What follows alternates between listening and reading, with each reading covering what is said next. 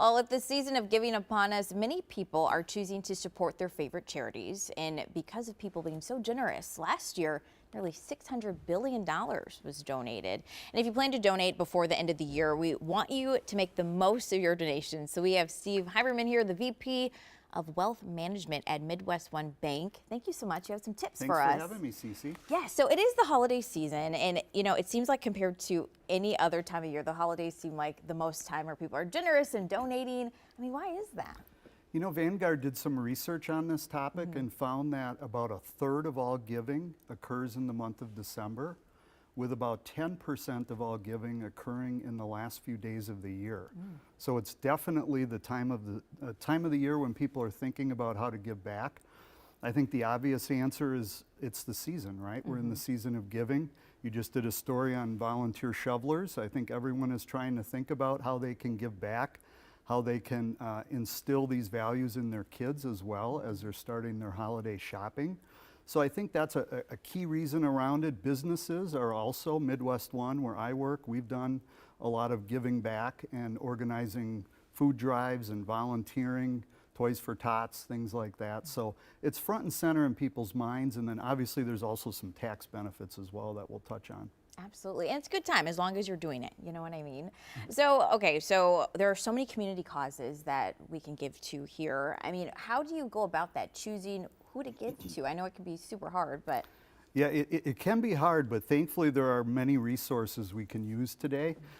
We tend to tell our clients at Midwest One to do some online research, use things like Charity Navigator, which is a really good resource. You can understand what the charity is doing, what their passion is. It's also a good way to research the financial component of the charity and make sure they're using your funds wisely.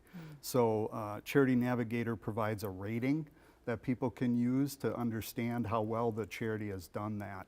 I think that's really important. What I like to tell my clients is also volunteer at the organization first. Take a tour, maybe take your kids along. Most organizations welcome, especially teenagers, to help volunteer at the organization. So really understand the passion that you have for the organization before you start to donate, I think is really important. Absolutely. I love the volunteer thing you said. Make sure you know where your dollars are going. All right, so we of course want these community causes to thrive, but we want to thrive too. How are we going to make the most of our donations? Yeah, great question. So there are numerous tools you can use. Obviously, you can always write a check or hand over your credit card and do it direct. But I think one of the really important pieces is to think about how you're going to use this money, and there are things like donor advised funds, which we talk to our clients a lot about. A donor advised fund is an investment account. Think of it like a charitable checkbook. You can set up this account, you can invest the proceeds, and then when you're ready, you can donate to whatever charity you choose. As long as it's a 501c3 organization, which is an IRS term, you're able to make those donations. When you contribute to the donor advised fund, you get an immediate tax deduction. So it's a really nice tool. It's also a great way to involve your kids and your family, because you can assign your kids some donation and say, do some research, pick a charity, figure out what you're passionate about, and the proceeds can come from the donor advised fund to that charity. So it's a really good tool for those purposes.